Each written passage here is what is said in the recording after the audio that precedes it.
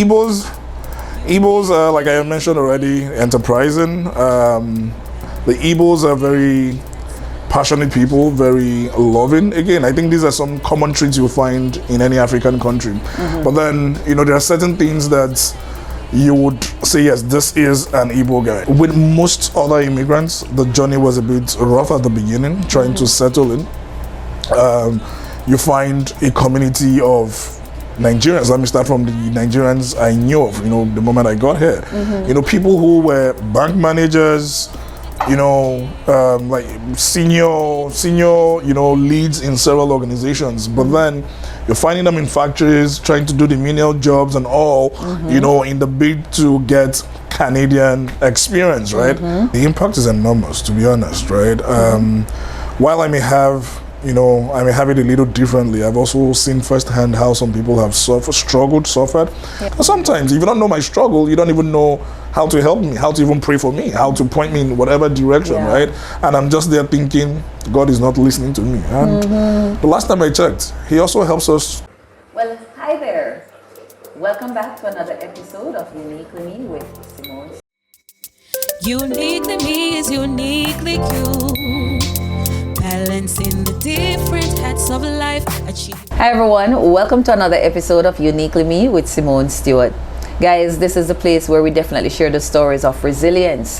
And this is a Canadian version, of course. So you're meeting different persons, you're hearing different stories, and I'm absolutely loving it. But guys, I don't want to spend too much time talking here because my guest today, and I need to read a little bit for this one. I don't really, you guys, I don't script and I don't read from paper, but this one needs to be aired, right? So today I'm talking with Patrick Denea,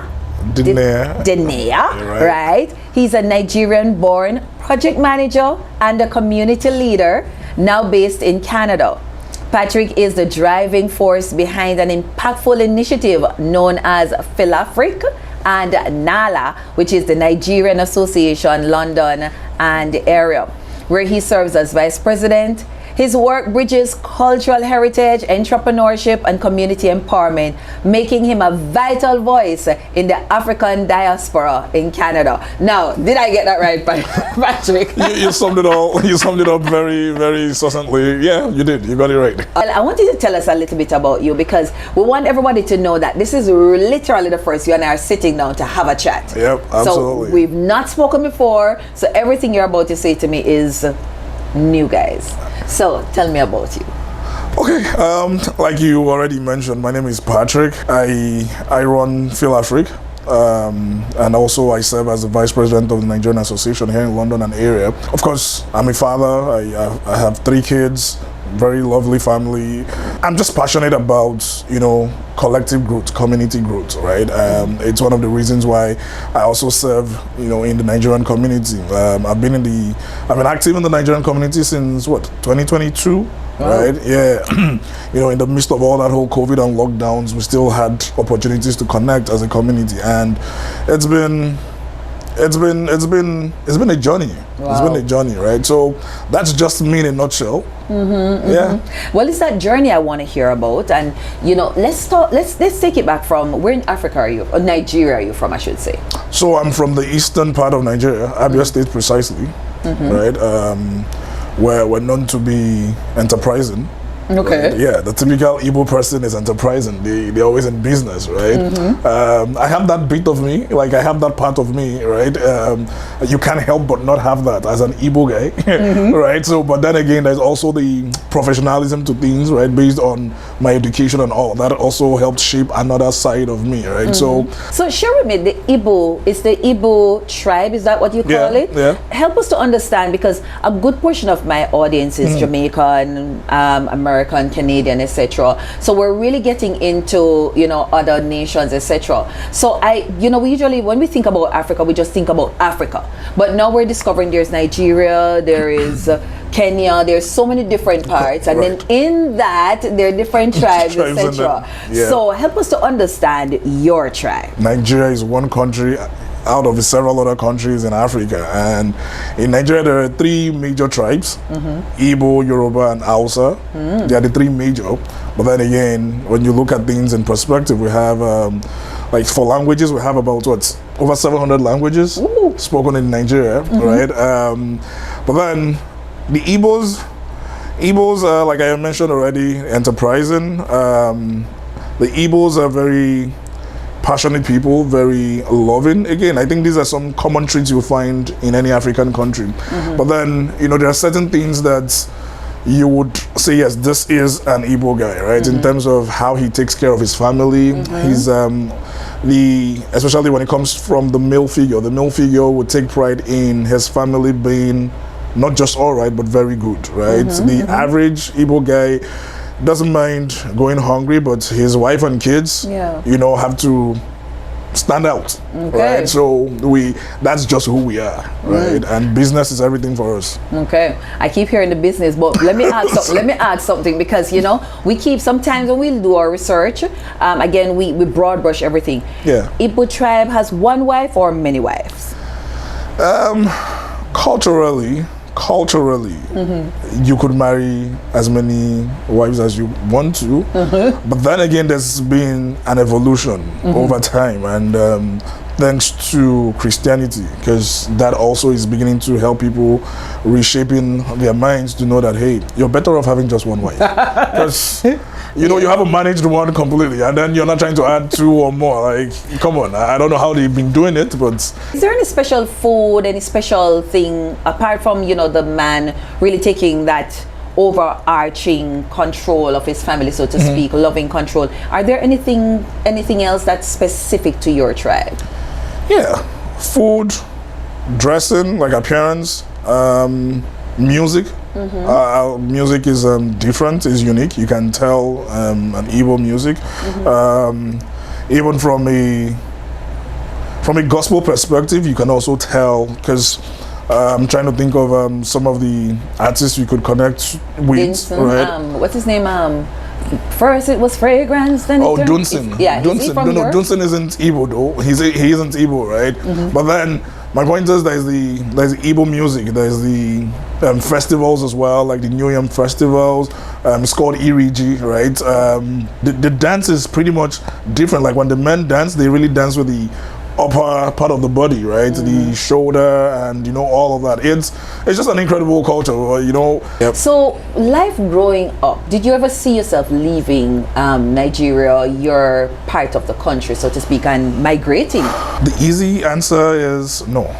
Okay. I was one of those kids who grew up knowing that everything was going to start and end, or thinking everything was going to start and end in Nigeria, right? I had the opportunity to attend my university in Europe. I remember at some point, after my first year, I got some admissions to the United States of America, and I had to travel back home to obtain my visa. And I believe 2 days before my appointment, I just woke up and I had a strong leading that, hey, this is not for me, it's not the right thing to do, right? And then I called my mom, and I said to her, hey, I'm not doing this anymore. And surprisingly, like a friend of mine too, we came back home together for the same agenda. And then I told everyone I'm not doing this, right? Because I was with my sister at the time. They were all surprised, but then I told them, see, I just feel it so strongly, this is not for me. Of course, I didn't bother going to the embassy, right? I finished school, everybody from Cyprus was just looking for where else can I go to from there, because it was just a beautiful island and that's just what it was, right?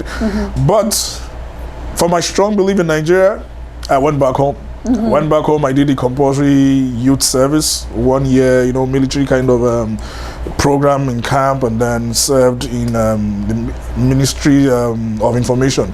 And afterwards, I just kept on with the grind. And suddenly it just hit me somewhere about late 2018 that, hey, it's time to make a move. Wow. I'm like, okay, I should have made this move a long time ago, but why did it take this long? But I just had to yield to, you know, that nudge in my spirit that it was time to make the move, and spoke to my wife, and I spoke to my mom. I was like, okay, you want to go to Australia? And I'm like, no way. Australia is the end of the world. Like, I always look at it as it's too far compared to, you know, where we are in Nigeria. And I thought, you know, let's consider Canada, and that's how I landed here. Wow, just like that. Just like that, right? So that was a waiting season, though, yeah, because my whole process, everything took about a year and 3 months, thereabouts. So the whole family is here, and, you know, paint for us the picture of settling, kind of being a newcomer to Canada, and, you know, you came with wife and children, I imagine, right? Wife and child at the time. Child, wow. So the family has grown since. Right. But, you know, coming, this settling, what was it like? And I'm asking because I'm a newcomer. All right. And although it doesn't look like it. Yeah. But, you know, when you come, you're kind of leaving your stable home, so to speak, stable life. For us, we were, you know, middle management, top management, so to speak, had our own home, everything. And then you're coming to a place where, one, you're renting. Some of us end up, maybe you're in a basement or something of the sort. Some of us use just a one room kind of thing. You're not coming from that. Right. You're out of job for a while, and the whole dynamics change, right? But for you, what was it like, and settling down, and more so, and I really want you to talk to us from a family man perspective, both as a man and then as a family man. Okay. You already threw some light on it, because rightfully so, most of us as immigrants, we really come with that much skill set, right? Yeah. Very well trained with our certifications here and there, right? But then, like for me, I have a bachelor's and a master's degree, and, you know, came in also as a permanent resident. But then, with most other immigrants, the journey was a bit rough at the beginning, trying to settle in. You find a community of Nigerians. Let me start from the Nigerians I knew of, you know, the moment I got here. You know, people who were bank managers, you know, like senior, you know, leads in several organizations. But then you're finding them in factories, trying to do the menial jobs and all, you know, in the bid to get Canadian experience, right? Whatever that truly means, right? But then, you know, there wasn't, is still that struggle, right? I'm saying so because I still interact with people in the communities. Now, for me, it's one of those shocks you get moving to a country like Canada, right? For all the promises of the beauty of Canada, you come in and you realize that, wait a minute, my degree in this, no matter how prestigious the university is, because it's not from Canada, because you're from outside of Canada, it's pretty much secondary, right? But one thing I know that has helped, and it did help me, was making those real connections. My first job and my only job so far, like in terms of my regular job, was from where I spent my first few days in an Airbnb, right? I remember that day, my wife literally forced me to go upstairs, because it was a basement, you know, go upstairs and microwave the food I was about to eat. And I'm like, I'm fine with the food the way it was, right? And I got upstairs, I met the guy. It was the first time meeting him, because all the while we interacted with the wife, and, you know, we spoke, and he's like, I really like you. I'd like you to work, you know, at my workplace. I'm a manager there, I'm like, man, I'm not even about that life. Like, I'm here for something else, right? So, and this was February 2020. And by the time we were done, like, there was that connection, we exchanged contacts and all. COVID hit. People were laying off. This guy was just living off his savings, and this thing was depleting real quickly. Because, like, for me in Nigeria, we pay our rent yearly, right? What I pay for a year, you know, approximately maybe my 1.5 months of rent here is what I pay for a whole year, right? So I'm like, what's going on? Like, this is not funny. And I remember this guy who would always still reach out to us.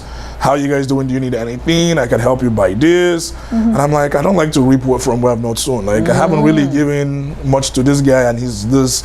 But then I realized, hey, God plants people too. So he's certainly put this man in my path just because he knew what was just about to hit the world, right? With all that whole lockdown and all. And I applied, and he was really following up with HR to make sure this Patrick guy applies, and that helped me. Like, that's my story, right? That network, and I find it's the same thing with several others. From a family perspective, like you said, it's also challenging. Back home, we're used to having, you know, a child being raised by the village, as it were. Here, you know, Canada is generally an individualistic culture, you know, everybody to themselves. You don't even know your next door neighbor. You don't even know who lives in the next house. Geez, that's horrible. First, that is horrible, right? We should be able to be our brother's keeper, right? Yeah. So there was that challenge. Yeah. The one thing that helped was, you know, finding that community from church. You know, thankfully there was someone in church who lived down the street. Nice. So it helped with, you know, times where we needed the kids to be somewhere, you know. And like I said, we had just myself, my wife, and the little one, right? At the time she was 2, and then we're expecting as well, right? So all of that challenge, no mother, we're so used to that whole community, it wasn't happening. And worse off, COVID, the whole lockdown and all, right? But thankfully in church, we built that connections, you know, with people who could help in, come around and all of that. And it did help, and it does help. Because at the end of the day, if you think you can rough it out in seasons like this, when winter comes, really, it's a different ballgame, right? When you literally have to be trapped in maybe your house and all that. So that's pretty much the journey for me so far, right? Wow, I can identify. I literally can identify. You know, as we wrap up this aspect of it, Patrick, the matter of family, family, especially migrating. How important is that?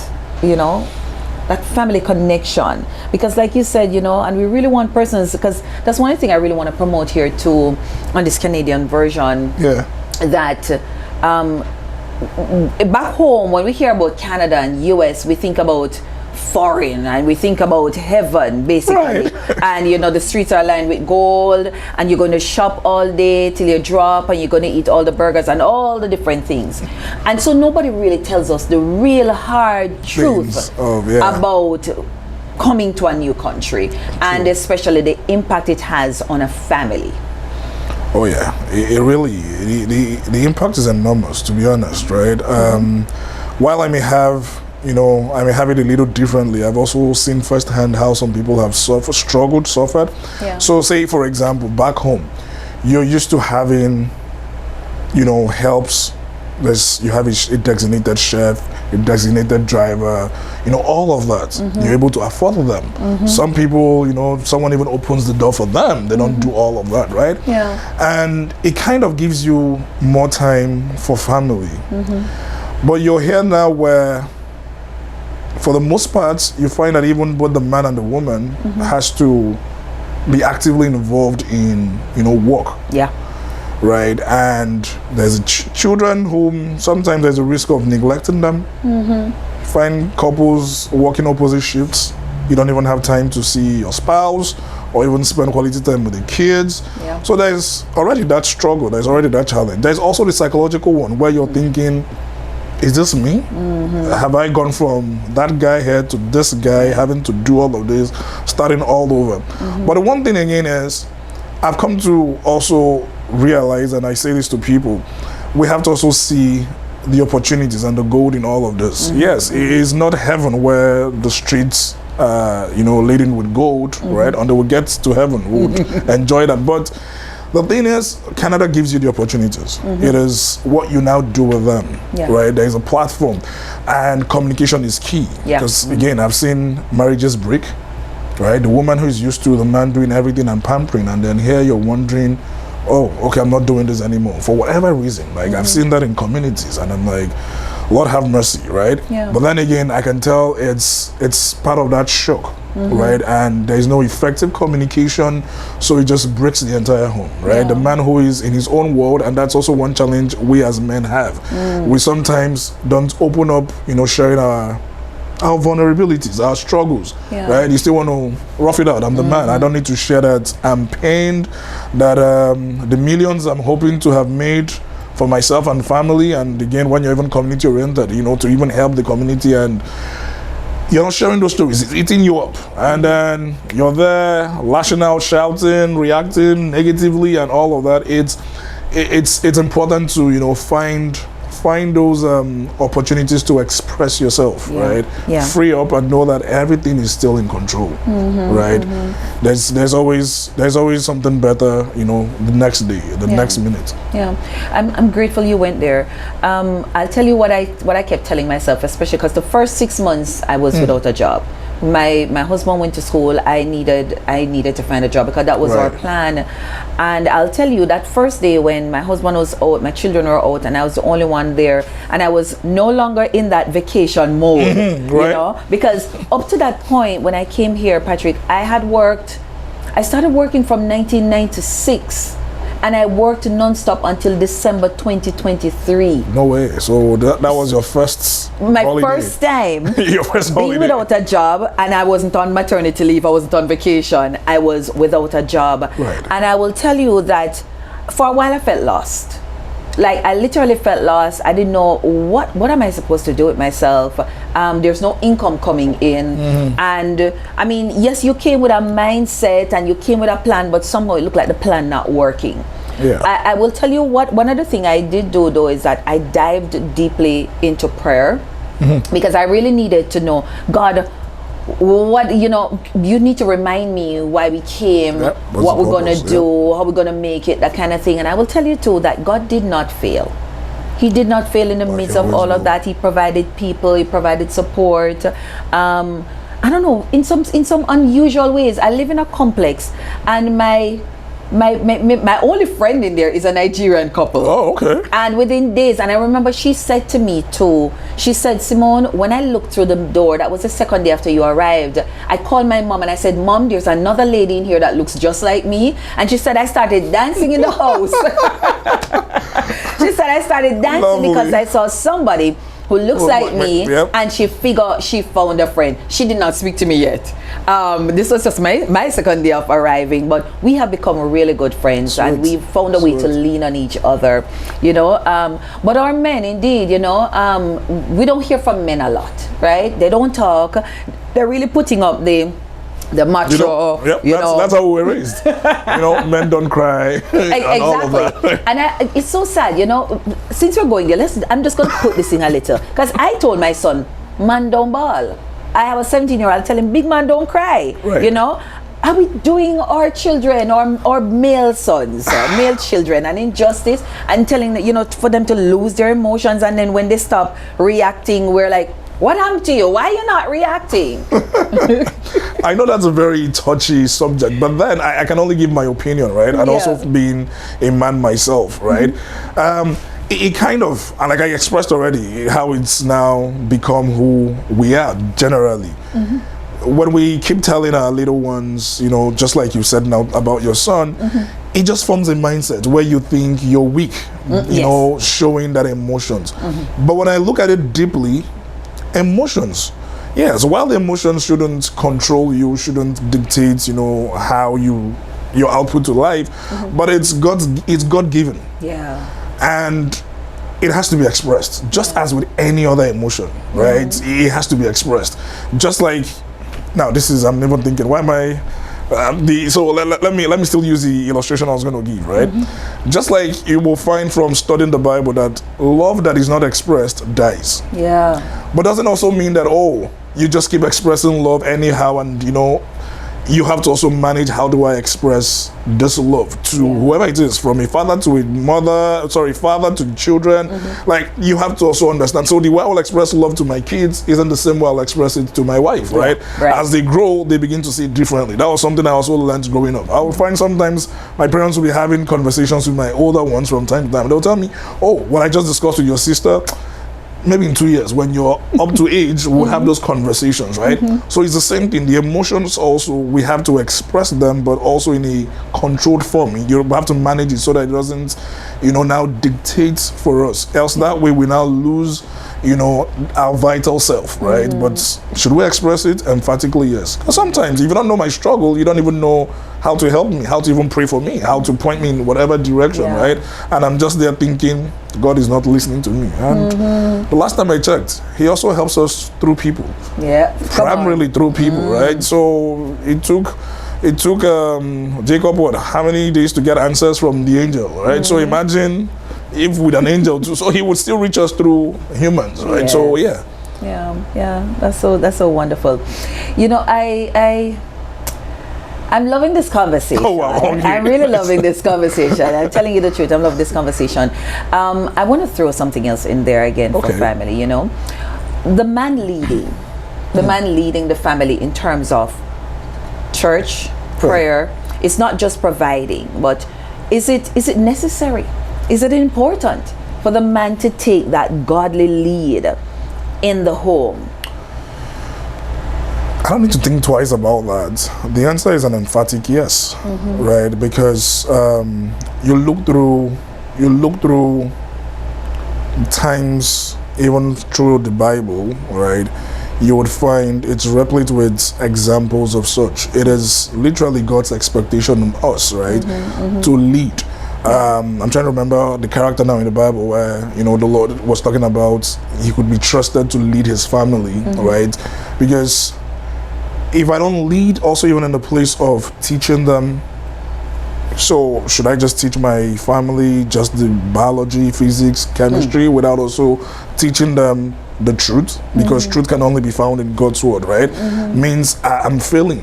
And if I'm saying I'm a leader, I should be a leader true and true. So to every man out there, you have to be a leader true and true. In the place of prayer, can the child also look at you and learn, prayer? Can the child look at you and also learn devotion to God? Learn every value that, should be learned. It should come from you as the man you're leading. And yes, there is also the wife who is co-leading the home with you. So it's, you find sometimes, and while there's a place for it, so for example, you find mothers, they would spend more time in prayers, all of that. But while that is good, while that is something we should all appreciate, it shouldn't be the standard. Yeah. Where in a home, it is the woman who is more of the Christian leader, or leader in values, godly, precepts and all. No, it should come from the man. You're leading the home, right? The woman might have all that too, still, but you have to have your place. Right. So that's my view to it, and it's based on what I've come to find from scriptures. Tell us how you lead your family. First I try my best, right? I try my best, and I recognize the family that I have is God-given. Amen. Right? It was through his guidance and, divine orchestration I met my wife. The kids I have, I also know it's God-given, right? They are godly seeds. So I lead also knowing that I have to be led by God as well, right? Because I have to follow him so that they follow me as I follow Christ. Now, that has helped me in several ways. It's helped me with patience. My kids are still pretty 7, 5, 4. So sometimes they really push those buttons. And when I'm about losing it, I remember that, wait a minute, is this also not how I also press God's buttons? And what's his reactions, right? When I thought I was a very patient person, with my second daughter, I realized I still had more to catch up on with being patient, right? But then it's really knowing I can only lead them also following God, so that I'm not misleading them, because any other way would truly be me misleading them. So I have to listen. There's really no lording over things. I keep that open communication. A few things I find myself doing, I realized it was from the home I grew up in. There are no secrets with me. Everything is pretty much open, right? My wife knows where I am per time. She has access to everything I have access to, right? And it just helps me have my peace, right? So that helps. I know there's several things here and there. Like, it's just, for me, it's just how would God have me go Yeah. You know, that's just how I express it to my kids and to my wife. I know there's also the extended family, but that's pretty much what it is for me. Yeah. Yeah, thank you so much for sharing. As I listen to you, I feel that that's something that somebody needs. I tell you, I know a script. Right, yeah, So I just follow the leading of the Lord. Right. Ladies and gentlemen, you've been watching Uniquely Me with Simone Stewart, and this is the Canadian version. If you've been with us from the start to this part of the interview, I'd definitely love to hear from you. You know, what stands out for you? I'm listening to this mighty man of God, and I'm feeling already, let me tell you, and we haven't even dug into the real meat of the matter, but I'm feeling inspired, and I'm feeling like a true man of God. Like I'm sitting with a true man of God, as he said, he's listening to the Lord, to be led by the Lord so that he can lead. So guys, let me know, you know, which part so far has really impacted you. And of course, guys, we are filming here at the Residence Inn by the Marriott. If you are in London, Ontario, and you're looking for a place to spend the night, for the weekend, etc., this is definitely the place to be. The rooms are absolutely amazing, guys. All the amenities that you're looking for. They have light breakfast downstairs. You're in the center of the town, so you're not far from downtown, from the train station, etc. So if you are indeed looking for somewhere to spend the time, then the Residence Inn by the Marriott here in London, Ontario is definitely the place to be. All right, guys, we are going to end this particular segment here. Next week, you need to tune in for part 2 to hear what it is what is Philafric and what is NALA, and what has Patrick's involvement been like in these two associations. So see you next week. Thank you for tuning in to Uniquely Me with Simone Stewart. Remember, Uniquely Me is uniquely you.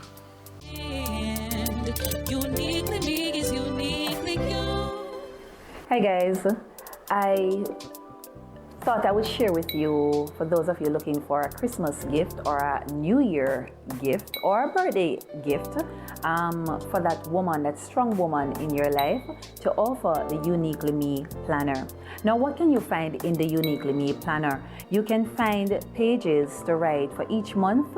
You have pages to write your goals, and we set it up so that those goals are SMART, right? As you know, your goals need to be SMART. So we have the specific, the measurable, the attainable, the relevant, and we put them in blocks so that you are able to fill them in accordingly. Also, you will find a daily to-do list, as well as for each day, if you need to put your calendar, what your calendar items will be, you have that as well. There's also a habit tracker, guys, or as well as a quote. There is a list for you to put what are your list of priorities in terms of things to be done. And of course, guys, we have pages and pages of that. We give you blank pages as well. So this is also, it is your diary, it's your planner, it's your time management tool is what I would call it. I want to encourage women who are creatives, women who are executives out there as well. You are trying to find a way to be productive. Here is your tool. And so guys, it's on Amazon. Just put in Uniquely Me Planner, or you can put in Simone Stewart and grab a copy of my Uniquely Me Planner. Guys, remember, Uniquely Me is uniquely you. Get your copy today.